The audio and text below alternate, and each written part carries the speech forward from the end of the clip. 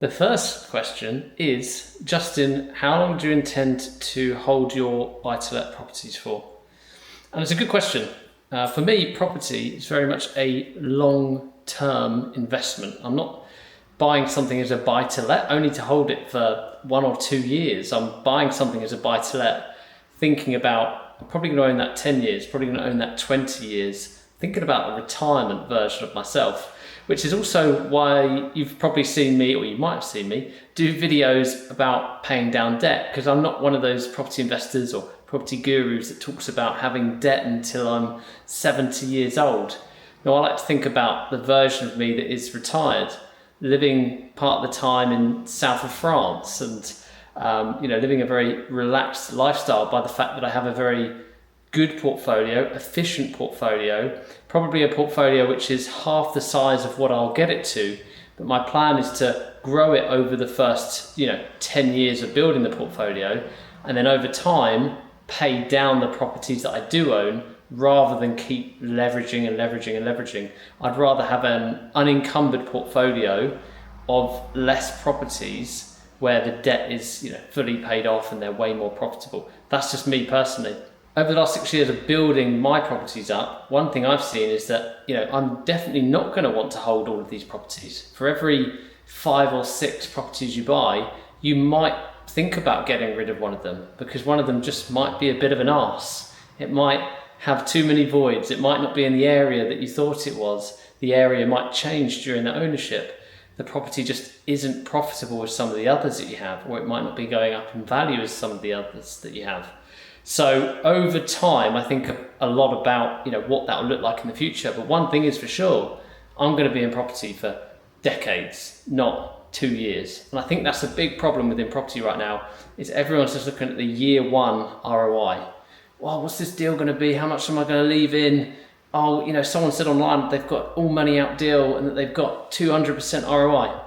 Who cares? That's year one. Most people that have got rich in property have owned property, again, for a long time.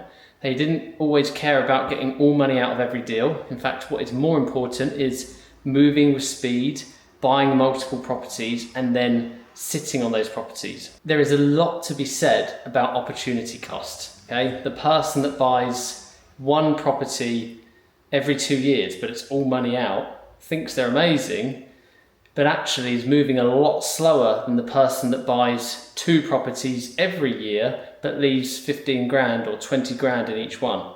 That second person is much smarter because they are exposing themselves to more potential growth, more potential rental income, more chance to refinance that money out 2 or 5 years down the line. So definitely I'm a strong believer in making moves, owning property for a long time, not just thinking about getting a buy-to-let for 1 or 2 years.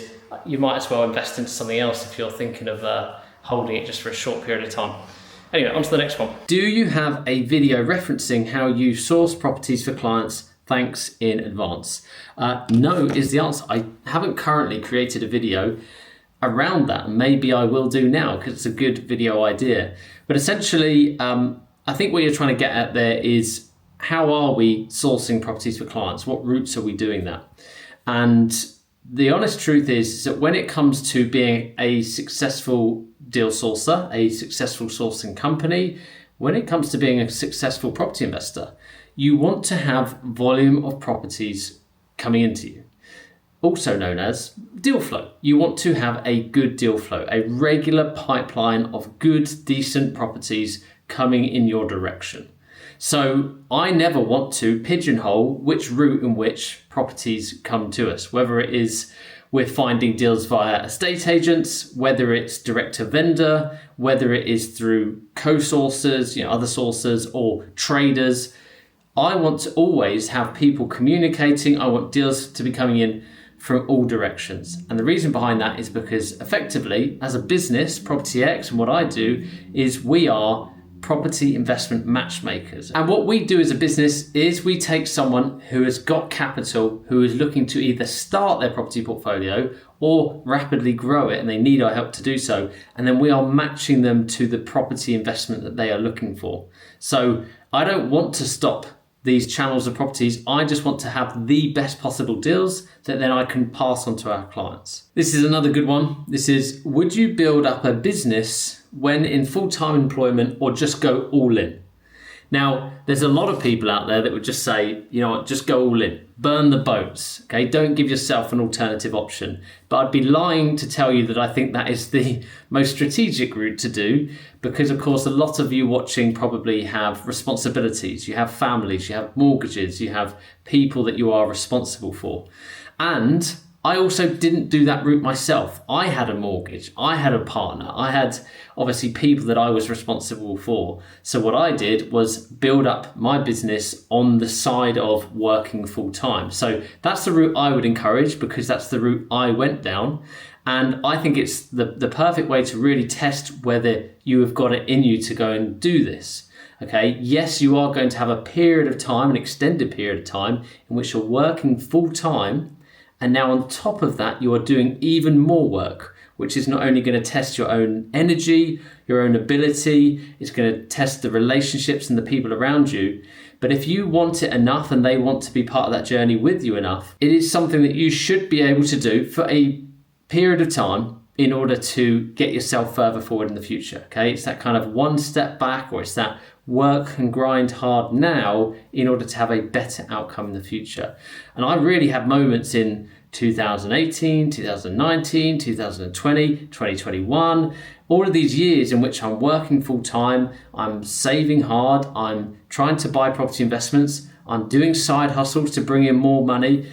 And it really tested myself and the people around me because of how much work I was doing, because of the hours that I was doing. But you ask me now, where I'm in this position where I managed to create a business, I built a portfolio, I buy and sell, buy and hold lots of properties. I have a really nice lifestyle. I have a great business that brings in decent income, allows me to meet many awesome people within the property world.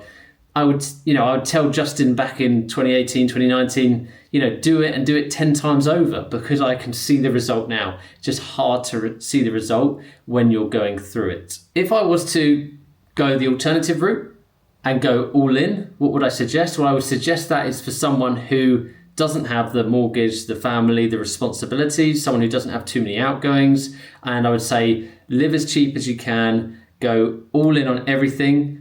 I would find some form of mentor education program group to become part of.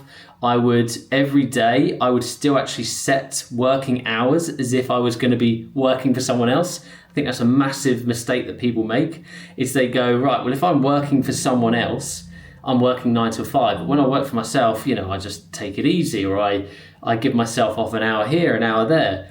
And I've never quite been able to understand why people get stressed about being late for a job for someone else. They work really long hours or set hours for someone else. They hold themselves accountable for someone else. Yet when it comes to holding themselves accountable, when it comes to working set hours for themselves, for the better of their business or themselves, they don't do it. They let themselves off, or they procrastinate. And that I've never been able to get my head around. So I think you need to adopt that mindset of, I am still working. It's like I'm employed, but I'm employed for myself, and I am the hardest boss going. So if you are going all in, you absolutely have to go all in and some. And ideally you do that in a time in which you don't have lots of responsibilities, like I said.